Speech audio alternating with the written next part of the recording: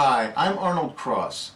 For many years I've considered cookies and milk to be a perfectly good option for breakfast, on par with cereal and milk. The concept many people have of eating cookies and milk is dipping.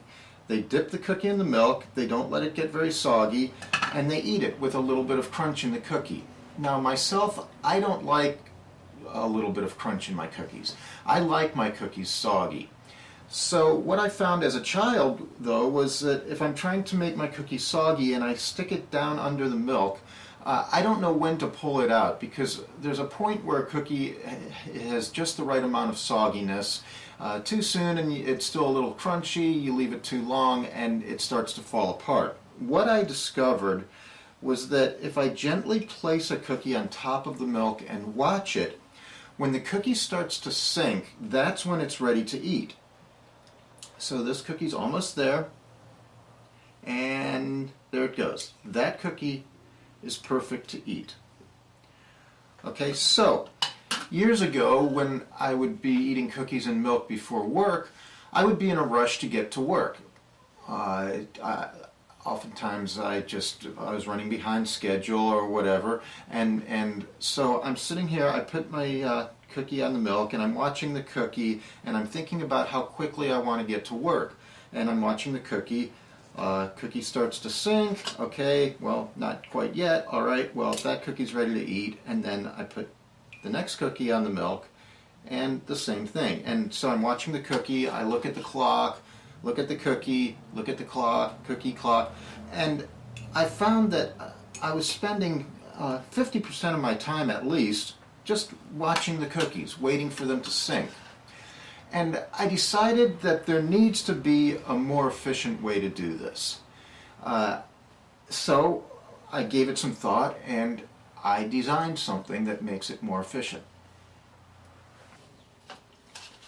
So my thought was, put two cookies together next to each other. So for that, I'm envisioning extending out the side of the coffee cup. There are a couple problems with doing that, just elongating the coffee cup. One is the volume of milk. I like the volume of the milk that a coffee cup, a regular sized coffee cup holds. I find that once you've eaten enough cookies to soak up that much milk, you've had a full breakfast, you feel good, it's just the right amount. Now of course with it elongated you can always shorten the cup, you don't have to fill it up all the way, so there are other options.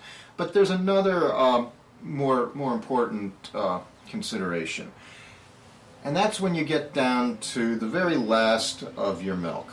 Okay, so in this cup I have 1 ounce of milk, and if I drop a cookie down in there, you can see that the milk kind of goes around the cookie because there isn't any place for the milk to go. The walls of the coffee cup constrain the area where the milk can be, and so when the cookie displaces the milk comes up around the sides of the cookie, and the cookie is actually soaking down in the milk.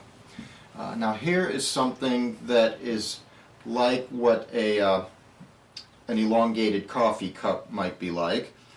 And here, now I have exactly 1 ounce of milk in this thing as well, and if I drop a cookie in there, get it there. If I drop a cookie in there, you can see that the milk doesn't come up around the cookie because there is some place else for the milk to go. There's the rest of this length. And so the cookie will still absorb milk, but it's a wicking action. The cookie is not down in the milk. The cookie is just soaking up the milk from the bottom. So the idea I came up with was a sloped floor. So that would take care of the volume issue, as well as constraining the milk when you're down to the last little bit of milk, getting it in one constrained area for the cookie. This is my design. I call it the Cookie Canoe. It holds about the same amount of milk as a coffee cup.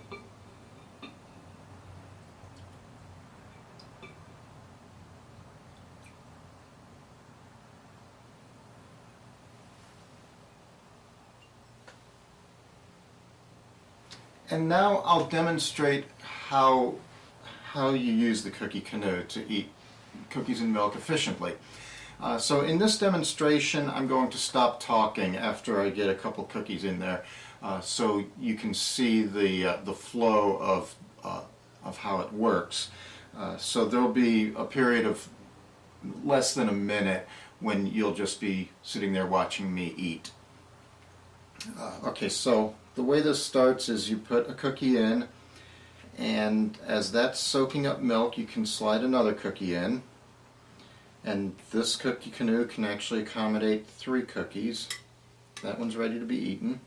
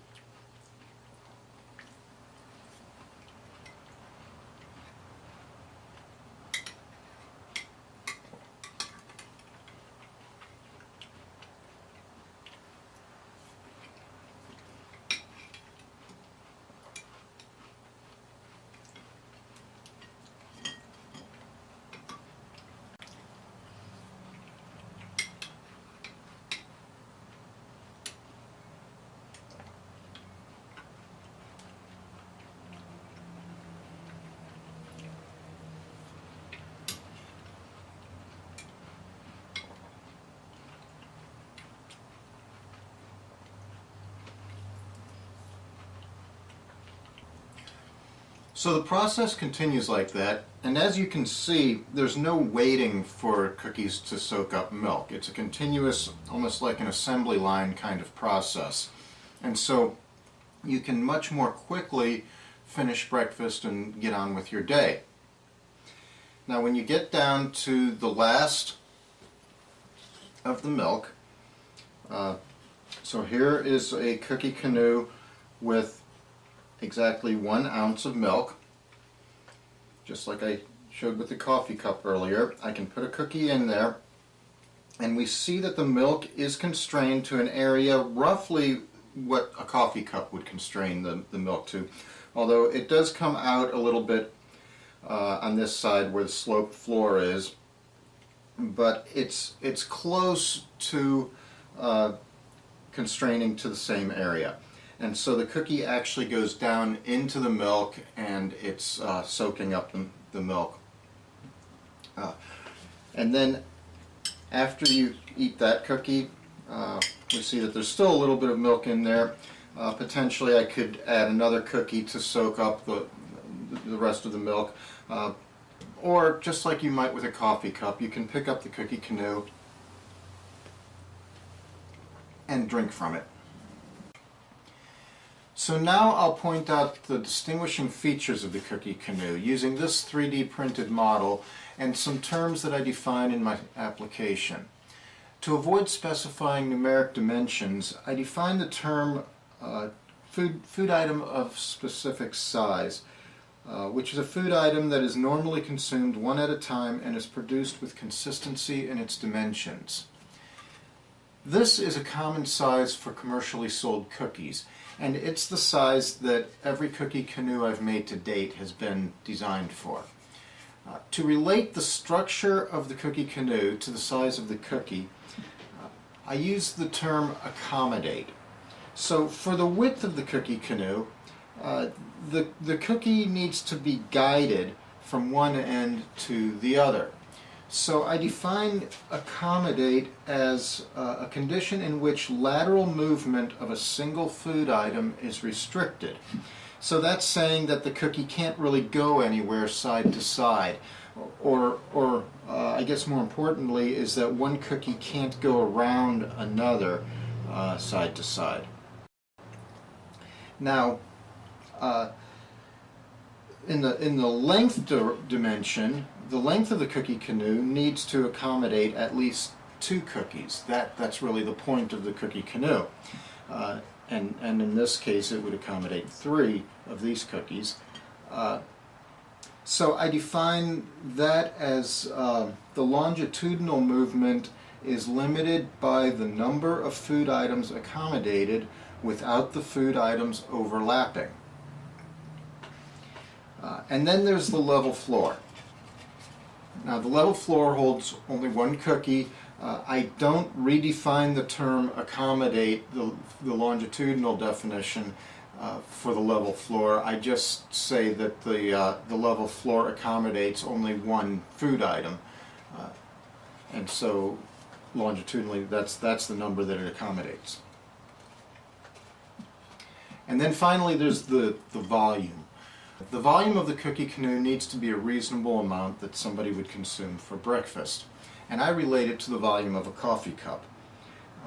So I've tried to make my cookie canoes about the same volume as a coffee cup.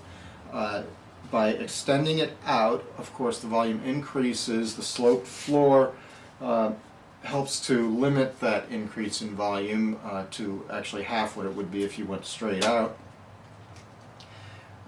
But it's still an increase in volume, so to compensate I lower the height of the cookie canoe to about 2/3 of the height of a coffee cup, and I end up with about the same volume.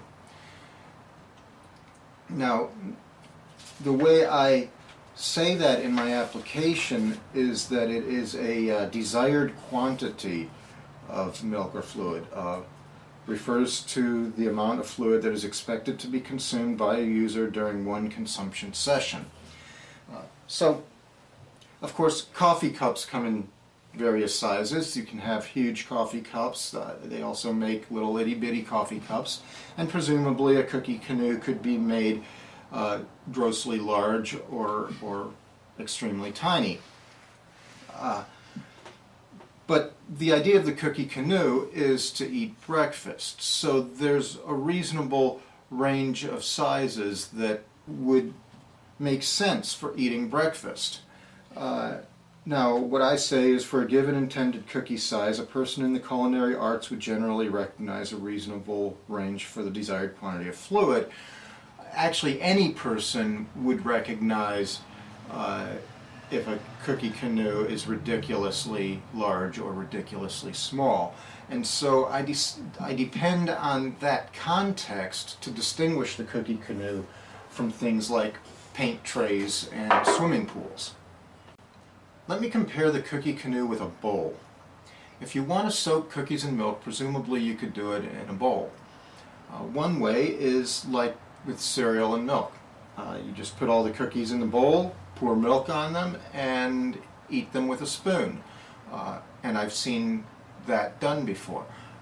The problem is some cookies they don't soak milk the same way cereal does.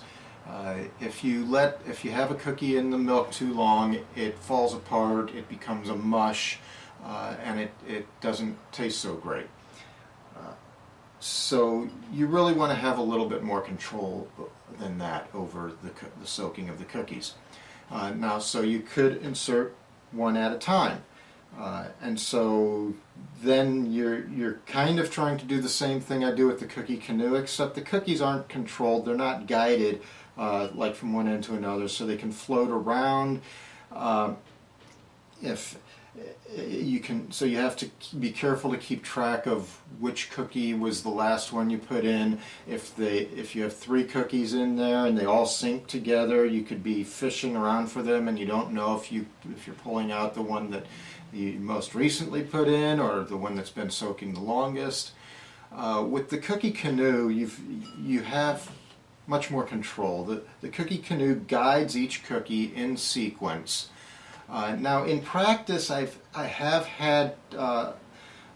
seen where the cookie in the back will sync before the one ahead of it and will try to pass the one ahead of it. So you do have to be a little attentive to that, but that's an easy thing to control with your spoon. You can just you shove the cookies one way or the other, and so you can kind of keep them in sequence. even when they're not syncing in the same sequence that you put them in. So it's a much more controlled process using the Cookie Canoe. A bowl simply does not provide the control. Now I'll say something about size. I'm willing to claim numeric size limitations. My structural limitations revolve around the concept of accommodating a food item of specific size. The start of my background section establishes a context of a food item that's soaked in multiples, consumed one at a time, and produced with consistency in its dimensions. My intent was for that context to suggest something that's big enough that it would normally be eaten one at a time, yet small enough that it would be eaten in multiples. If that is coming across as ambiguous, then I'm willing to narrow my structural claims to specify numeric dimensions for the sizing of the Cookie Canoe. This size, plus or minus about 30% in volume, is the only size that I expect to be commercially viable. So I don't really need patent protection outside of that range. That brings me to the rejections. There are 3 references cited: Wilmers, Goldman, and Cox. I hope I've shown that Wilmers and Goldman don't disclose all of the limitations necessary to define the Cookie Canoe. The question is whether my structural claims adequately state all the limitations. I depend heavily on terms that I define in my specification. I hoped that that would make the claims easier to read. That approach seems to have backfired. So we need to talk about whether I need to update the claims or clarify those definitions. Now for Cox. Cox is similar to this. There are half a dozen or so patents for items that are conceptually essentially the same. This one is Roberts, U.S. Patent 8337073. It's essentially a bowl, and it has a separation feature and an area where you can keep stuff dry while you have your milk down in this area. Now, I talked about how the Cookie Canoe has advantages over bowls, but Cox isn't being used as a 102 reference. The problem with Cox as a 103 reference is that there's nothing in Cox that to suggest or motivate doing anything like what I do with the Cookie Canoe. In fact, Cox disparages soggy food. The point of Cox is to keep food crunchy, not to make it soggy. Also, I differentiate in my specification between granular food items, which I talk about with respect to bowls, and food items of specific size. Cox doesn't mention cookies or anything else that would fit my definition of a food item of specific size. So to amend my method claims, I need to understand how they read on something in the prior art. Since I don't see any relationship between my method and what Cox discloses, I can't consider amending the method claims. Before I filed, I searched for anyone who might have thought about doing something like this. I didn't just look at patents. I searched Google, Amazon, Wikipedia, YouTube, and others. The closest thing I found were some YouTube videos of people putting cookies in cereal bowls and eating it like cereal and milk. I found no one even attempting a methodical process of sequentially soaking cookies in milk like what I've developed. So thank you for watching this video, and I hope this will lead to a productive discussion.